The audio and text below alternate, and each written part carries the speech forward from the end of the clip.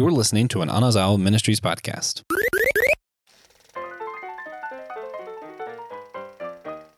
Hello, friends, and hello, geekologists. Yes, it's summer, and you know what we do during the summer? Yes, we swim, we surf, we cook out, we go camping, we go to camps, we hang out with friends, but also you know what we like to do? We like to go to the movies.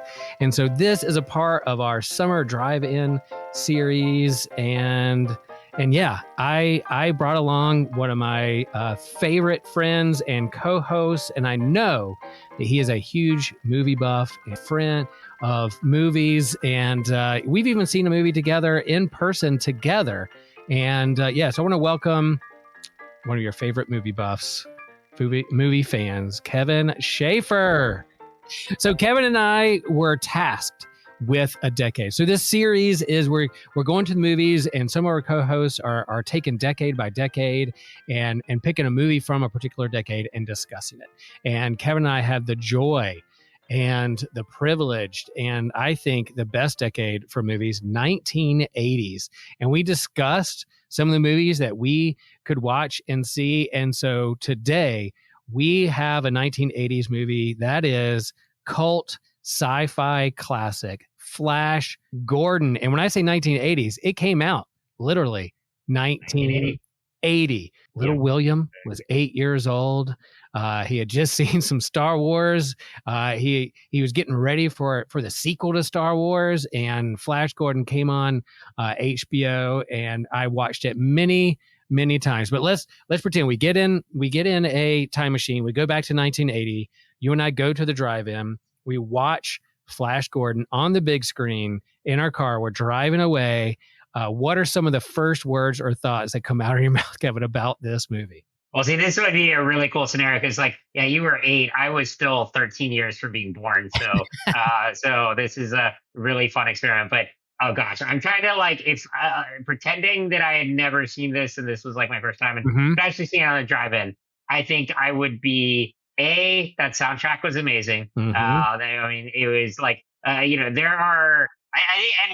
Even today, I think we're kind of spoiled with some great movie soundtracks these days, particularly in Edgar Wright movies and James Gunn, all these filmmakers that really know how to deliver a entire soundtrack. But for an iconic rock band to be front and center of the entire soundtrack of this sci-fi space opera, that is just that would have been stuck out to me the most. And especially, I can only imagine hearing that in a drive-in setting. That would be amazing. Seeing a football American hero become, the savior of the universe in a matter of 2 hours would be a whirlwind of a journey, but certainly something to see. And definitely, we'll talk a lot about the problems with me too, and some of the outdated stuff. But one thing that does not get old with this one is just the aesthetic and the costumes. There are so many visuals here that are just eye popping. And I'm not even talking in terms of effects, but in terms of the design of each civilization, the costuming, the color scheme and palette. It is just a really visually vibrant movie through and through. And I can only just imagine watching this on a big screen in a drive-in setting would be amazing.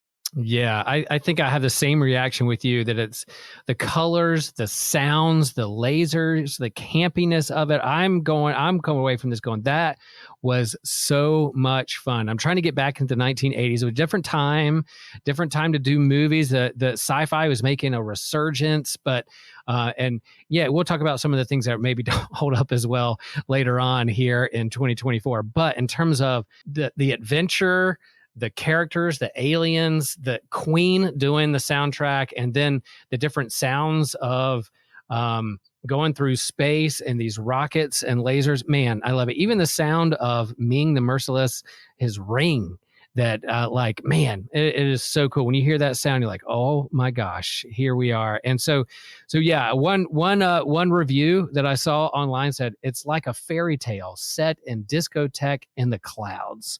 So there you go. And yeah, so I thought it was just a blast and so much fun. Literally, it was a blast. And I'd probably be like, man, I can't wait to watch that again and go see it again, just so I could see all the little adventures and side quests and how it came together at the end. There's some I don't know if it meant to be funny. I think it was also slapstick and campy, and they kind of knew what they were getting into. But man, in terms of sci-fi, I mean, Flash Gordon itself is one of the original sci-fi heroes back in the 1930s. You had John Carter of Mars there at the turn of the century in like 1911, and then Buck Rogers came out in the 1930s or late 1920s, and then Flash Gordon was like, hey, the creators like, we can create our own. And it does lead into this kind of white savior Americana, like we're going to send like this white blonde-haired European to go save people from an evil villain that looks too much like a Red Scare or like China or Asia.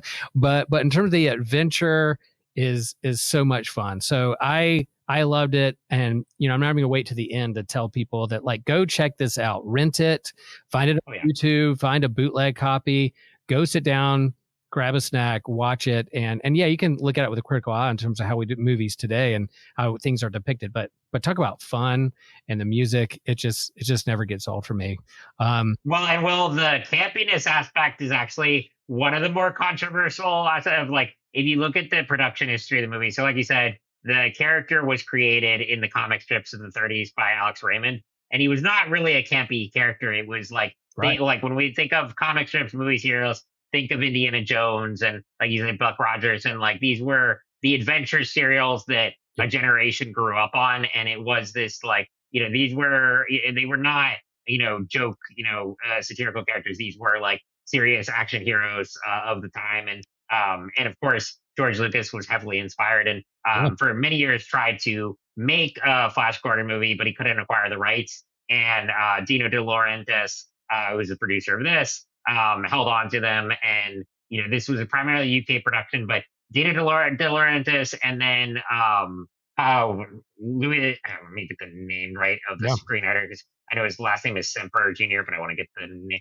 I have the Wikipedia page. Yeah, I just want to thank Dino De Laurentiis for saying no to George Lucas. So that's how we got Star Wars. I can't imagine Star Wars. I know. Can you imagine an alternate timeline? Like, an alternate timeline. Let's create that alternate timeline where he said, yes, you can create Flash Gordon.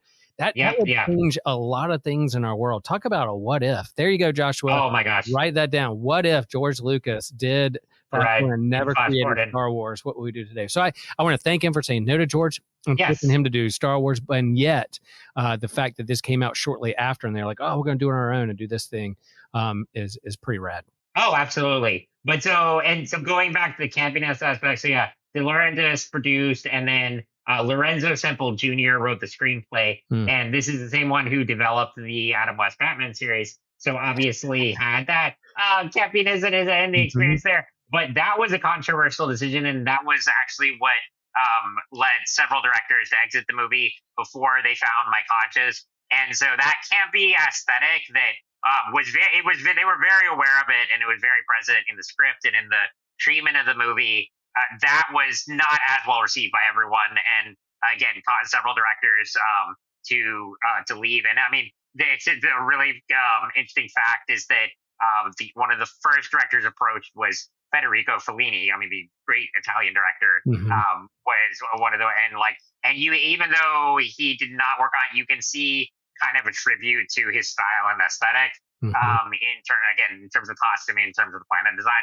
So that's what I find most fascinating about this movie is that there is this like remarkable attention to detail and the mise en scene and art decor of it all. But it is also very much overly campy, particularly in its depiction of Flash Gordon, but a lot of the other characters as well. And it makes for a really interesting mashup that I think that why it holds up as a cult classic so well. Yeah. Yeah.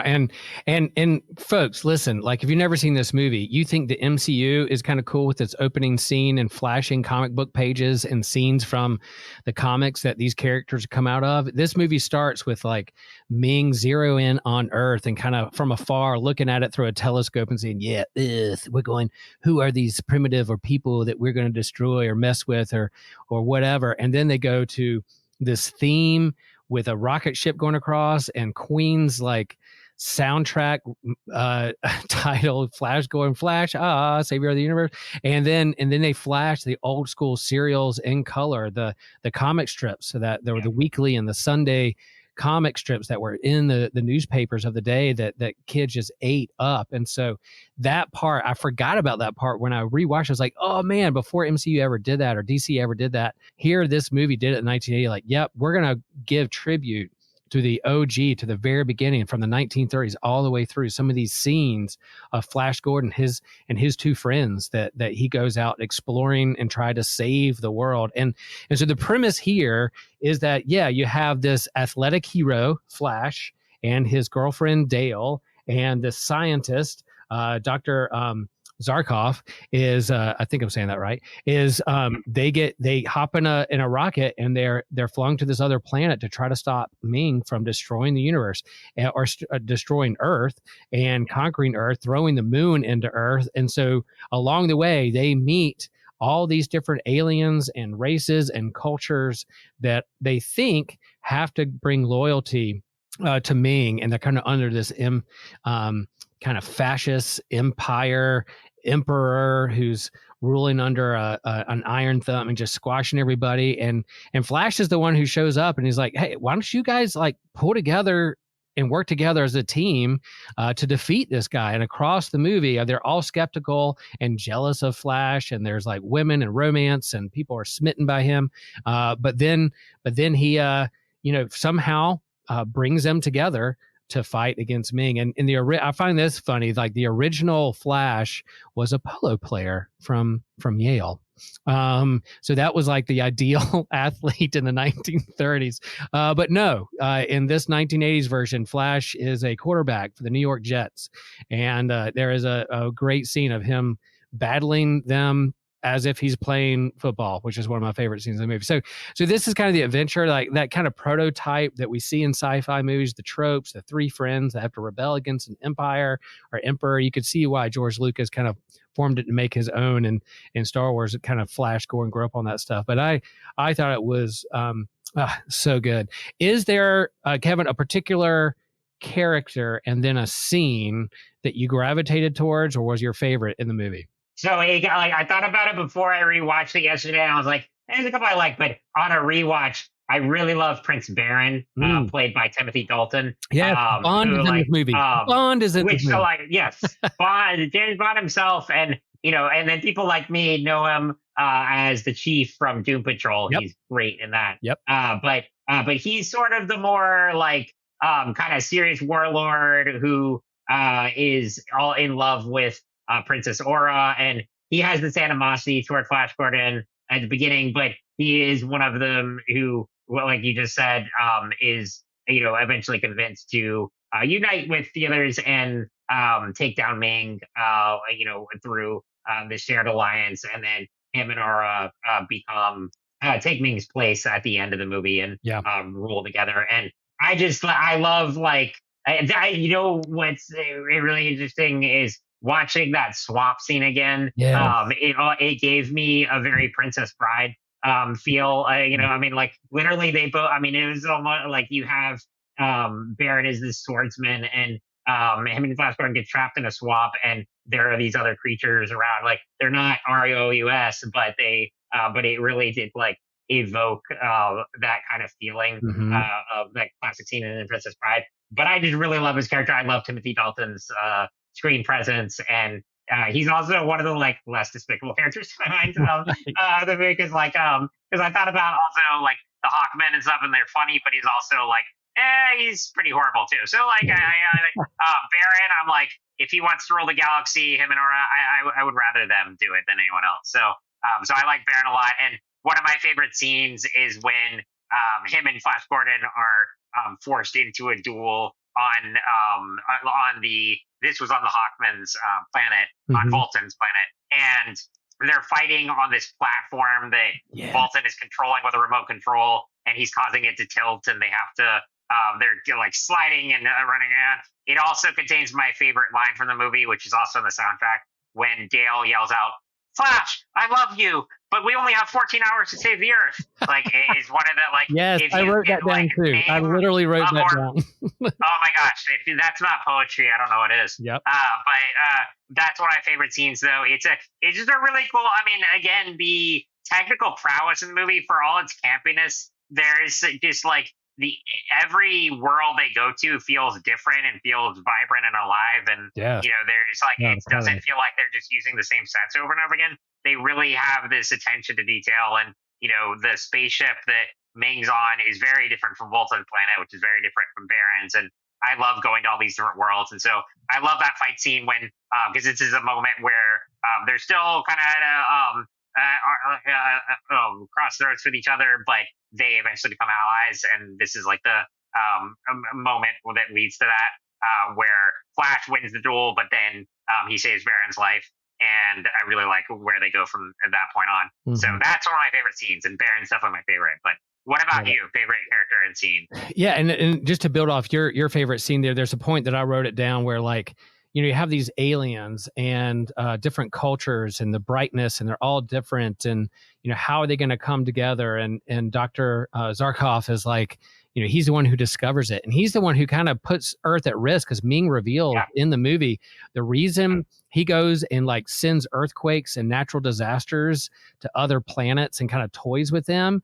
And if they think it's like natural or like just the gods or whatever, then he leaves them alone. But if they are tipped off, like maybe someone's doing this to us, maybe if the planet or creature gets too smart and kind of like, oh, someone is manipulating this, we got to go after them, then Ming's like, I'm going to destroy them because they are a threat to me. And Zarkov is like, oh, so it's my fault that you're coming after Earth. But is in that fight scene where he's being toyed with and they're on this platform, and eventually Flash says, take my hand, and saves him. And Prince Voltan, the Hawkman, is like, what is this? And then Zarkov is like, humanity. It's like, oh, what sets humans apart from all these other aliens out there?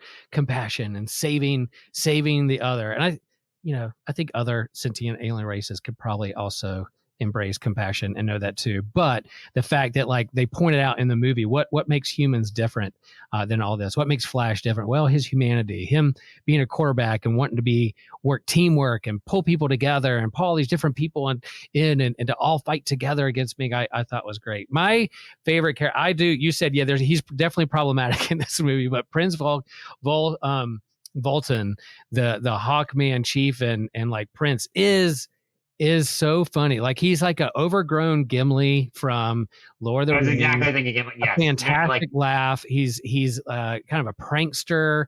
He fights back against Ming, and he at one point he abandons Flash to die on his planet or whatever. But then Flash hops on one of my other favorite scenes. He hops on a rocket cycle, and if you want to know what a rocket cycle is, just hop on it. It's like a ski-doo or jet ski on the water, except in space, just flowing through.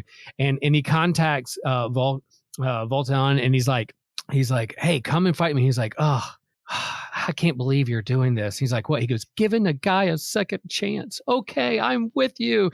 And then they team up. So like he has like a turn, a character development that turns on a dime of like, maybe I shouldn't be this much of a jerk. And his women slave, like servants and all those things. We'll talk about that in a minute. But anyway, I love him as a character. His giants, his laugh. Some of Flash is alive.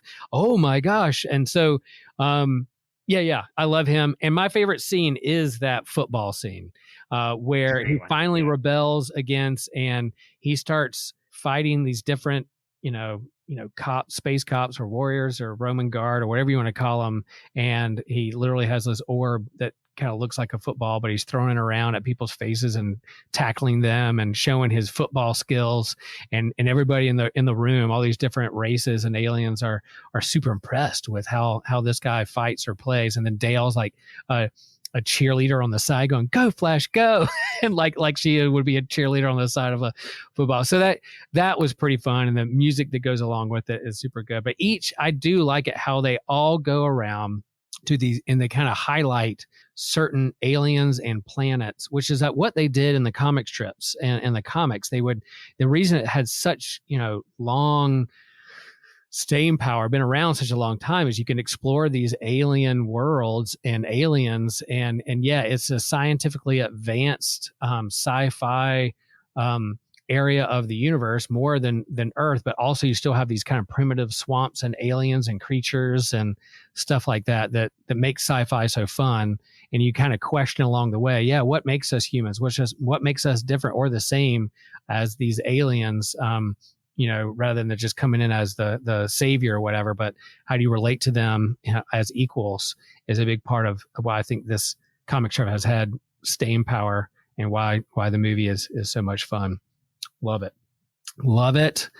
Love it. All right. So, all right, Kevin, how does this movie hold up or not hold up? The lasers, the sci-fi is meant to be kind of weird and bright and fun with all that stuff. If you're like, oh, the special effects are outdated, it was like I think they meant to do that.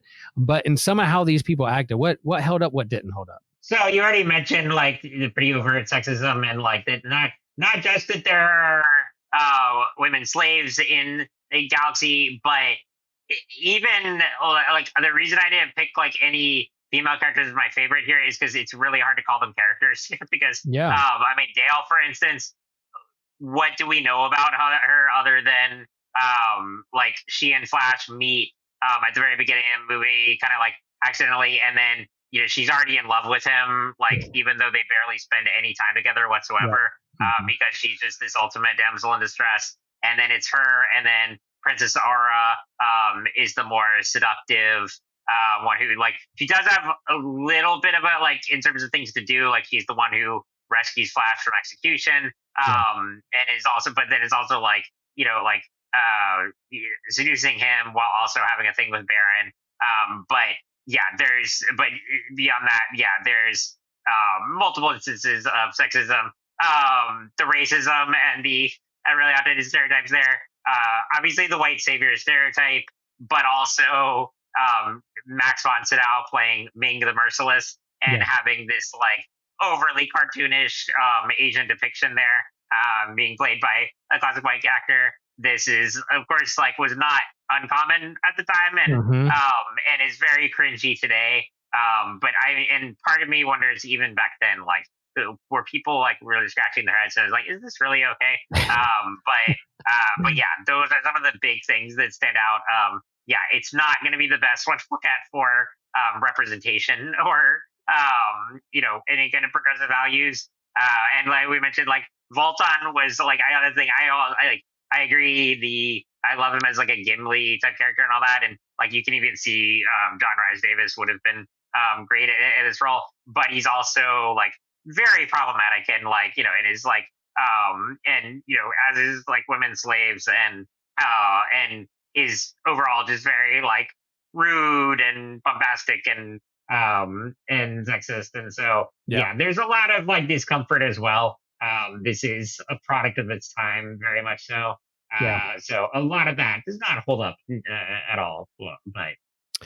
Yeah, I mean, there's a lot of that in the product of the time in the 80s, but you also think of like Flash from the 1930s all the way through, and then coming up to the 1980s. I think you had, Avenger, like at least Lucas tried to make Leia not necessarily a sex symbol, but a rebel and a hero in the midst of that. But a lot of these kind of characters, at least female characters, don't hold that as much. And there's even like moments of like, very, very gropey and very like, hey, drink this drink and it's going to knock you out. So you don't have to worry about what you're going to experience when you like go to pound out with Ming. You're kind of like, oh my gosh, what are we doing? So that made me feel, coming off of like Cosby and all those things, I was like, oh guys, this is not good. But that being said, the whole like sci-fi aliens coming together as a team. How do you bring people together? Where is the hope? What makes a hero, a villain, a villain? Those kinds of things. There's even one point like Dr. Zarkov is being like, try to get mind wiped and go through like his memories. And obviously he's Jewish. And so he looks through like the time of Hitler and the Holocaust and like Ming's right-hand man is like, oh, that guy Hitler, like he's showing promise. And you're like, oh my gosh. So yes, clearly they are the villains. And if they're leaning into like fascism and Hitler, then those are the bad guys. It was very clear. And Zarkov kind of mentions at some point he gets his memories back or fights against this mind wipe.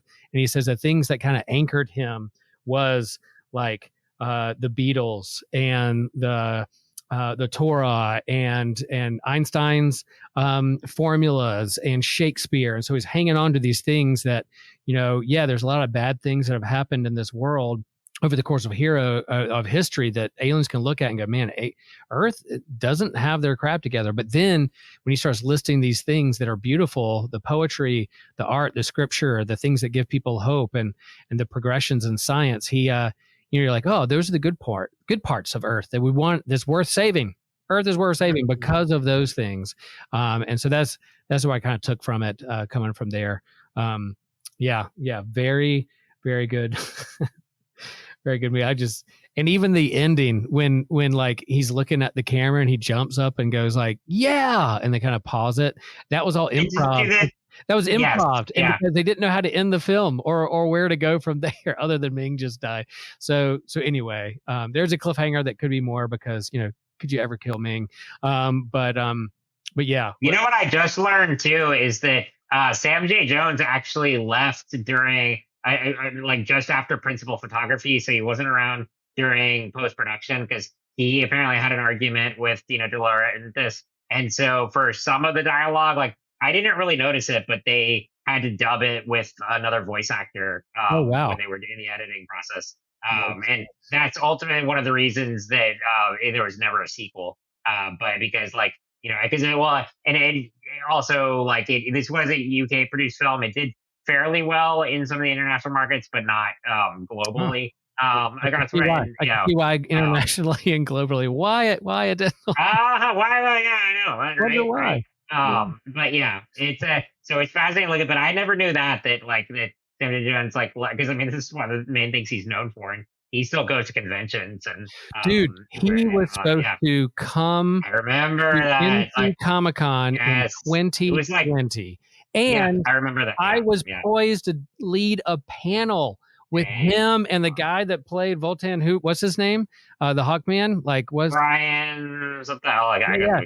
Some of the cast was going to be at NC Comic-Con, and Matt asked me to do a panel with these guys, and I was like, 100%, I cannot wait to ask them questions and oversee this panel.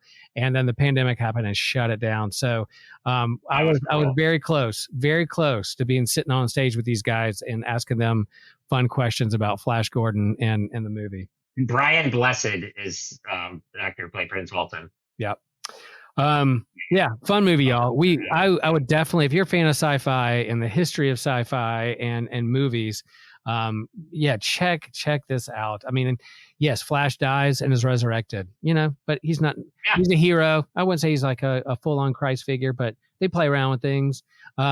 International nations coming together to fight fascism and like space Hitler, then that come together and you can watch that.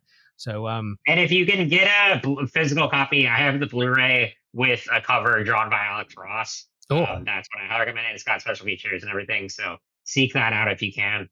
We also mentioned it on a compo catch up, but part of the reason we picked this one, and I want to ask you in a minute, what are some of the other, like I say, we definitely got to do this again, but like some other like favorite 80s movies, but there is a new Flash Gordon comic coming out this summer. They did a free comic book day issue that I talked about, so I'm really looking forward to that series. So it's a good time to get into Flash Gordon. But before we go though, like because this was as much of a joy as it was to do this one, it was really hard picking one movie because especially from this decade. Mm-hmm. They have their problems too, but man, those are some of the movies that reared me. What was your first exposure, Kevin, real fast, to like Flash Gordon and this movie, being someone who was born 13 years after it was made? Like, what do you remember like knowing about like the Flash Gordon and its lore of sci-fi history and stuff? I knew nothing about the character before I saw the movie, and I'm trying to think when I first saw it. It was probably on streaming or something. I want to say, I think I was in college, if I'm not mistaken. So, Gotcha. So it was one I kind of stumbled upon. But no, I did not have any familiarity with the character before, and then I just became a fan of the movie and kind of researched it after that. Yeah.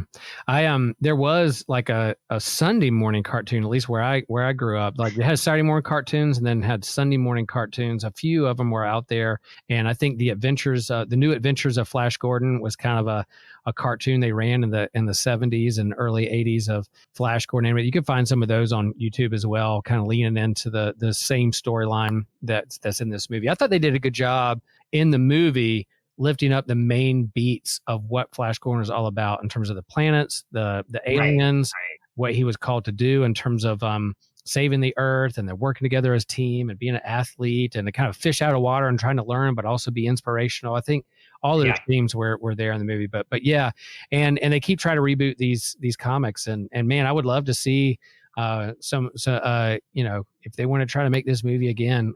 Let's do a like Flash Gordon, Buck Rogers, John Carter of Mars team up, like put them like an Avengers team and just mash them together and let's see what they could do.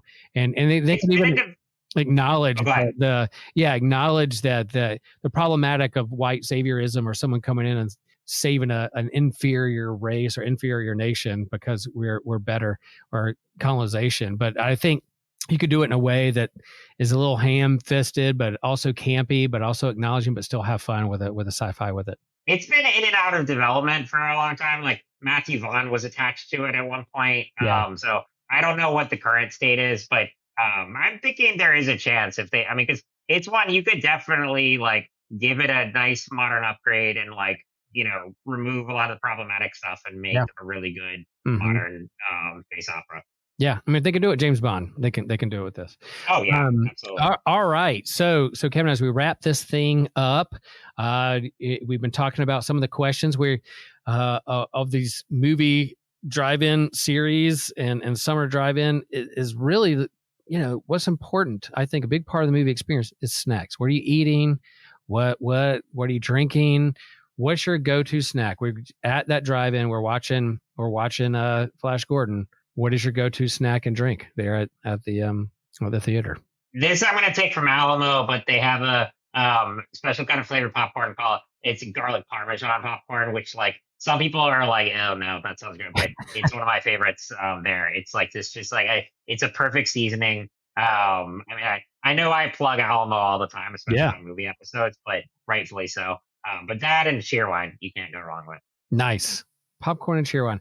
Yeah, if this is an Alamo sponsored drive-in in the 1980s, I'm getting that endless bowl of buttered salt popcorn that is so good, and then I'm getting a draft. I'm getting a nice cold IPA draft there at that place. And I will say that when we saw Phantom Menace, I maybe ate 3 bowls because it's endless. I ate like 3 bowls of popcorn. I had a popcorn hangover the next day. I was like, I do not feel well. What is the matter with me? And I'm like, I know exactly what's the matter with me. I ate 3 bowls of butter popcorn. That did not sit well the next day, but I will try to use some self-restraint and not overdo it next time we go to Alamo together and do that. It's going to be hard. It's difficult, but they have so many delicious items there. Cool. Well, thanks, friends. Yes, go see and watch Flash Gordon, 1980s Flash Gordon. Let us know what you think. Chime in to us. What did you love? What did you not love? What held up? What didn't hold up? And then rate and review the show on Podcaster or Spotify or Apple Podcasts or wherever you listen to podcasts. And then, let us know what you're watching, some of your favorite movies of the 80s. And so remember, we are all a chosen people. Aliens looking for hope.